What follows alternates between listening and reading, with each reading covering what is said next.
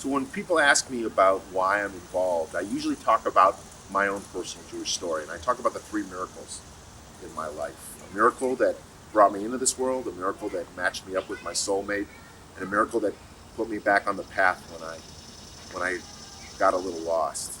Let me explain. So I was born to a girl who was kicked out of her house for getting pregnant. She was 18 years old.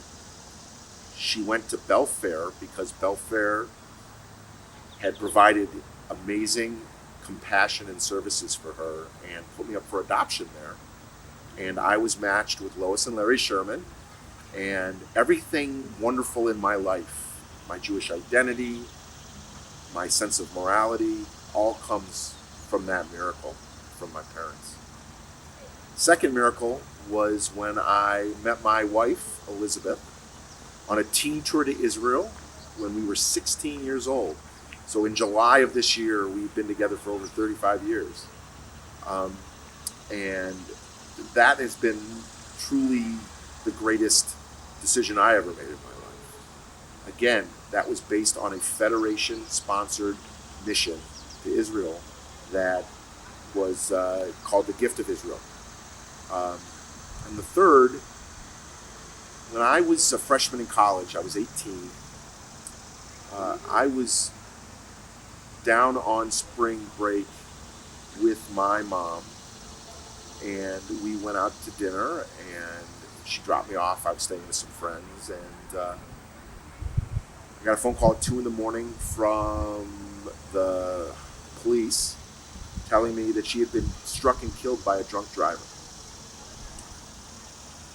Uh, when you grow up is when you have to get on the phone and tell your dad that your mom had been killed.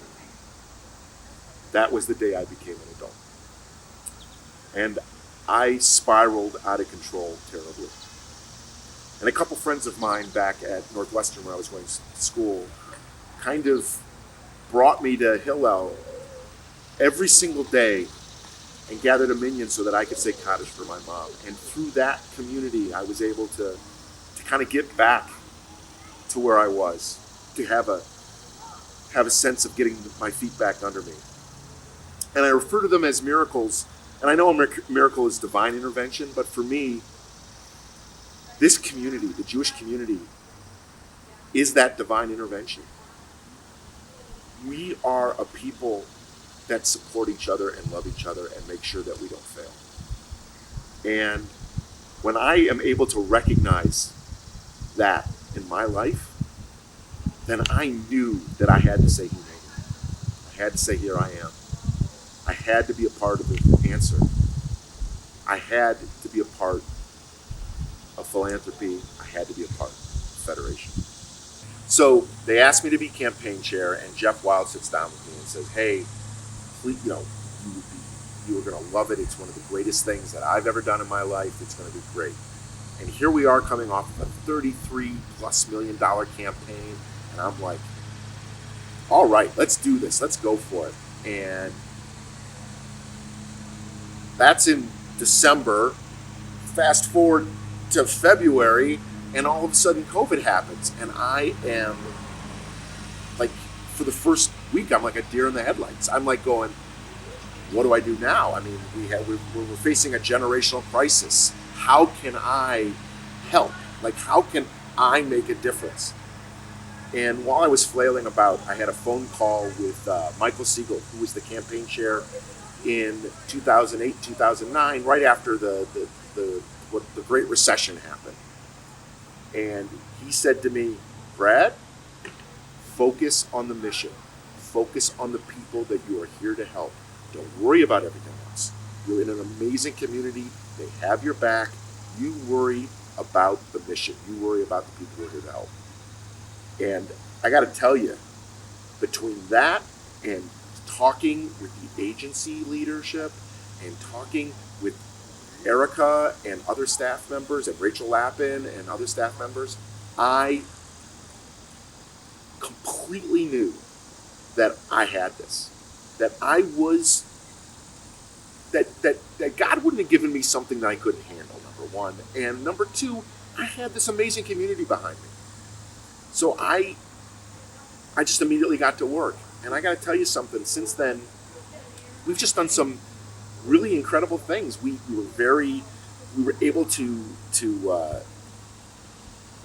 we were able to address needs immediately. We were able to kind of structure a campaign so that one that has a component that helps kind of fill some of the gaps left by the COVID crisis, and also understand the importance of the annual campaign and what it means for our community going forward. You know, it's and the best example of that I can think of is the Mandel Foundation grant, where the Mandel Foundation made this unbelievable gift of $1 million to people that says, look, if you increase to the annual campaign, because we know that's super important, we will match it dollar for dollar with something dedicated specifically to COVID relief. Having something like that is just it's just fantastic, and it's been a wonderful thing for us to talk about. And yeah, am I concerned that the economic crisis will affect people's ability to give at a level that they may have done in the past? Sure, I'm the campaign chair. That's my job. But but at the end of it, like, we just have this great community, and if people are having a down year, then they have a down year. You're still part of our community. We understand. We're in this for the long game. We're going to be in this forever together. But if you have an ability to be generous, then be generous. And you know what? It's remarkable, the people that are stepping up and saying, you know what, I understand, and I'm going to stretch this year. So I just can't express adequately how blessed I am to be in this role and how absolutely amazing this community has been. And you know, I think today we're like 2 weeks out from campaign opening, and I am confident that we are going to have an amazing campaign with an amazing community.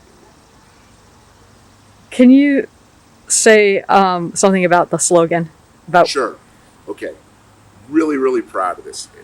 So really, this campaign this campaign will be like and unlike any other campaign we've had before. It's unlike any other campaign because of what we're having with the COVID crisis. But it's like every other campaign because we still have agencies and organizations and individuals, people that need our help. And we have a theme for this year that I think addresses both the continuity, the necessity of making our community strong, and also that emphasizes the amazing work that we do. And this year's campaign slogan is "Here for Good." We are here for good. That we are, as a community, we're always going to be here for good. And we're not going anywhere. We're here for good.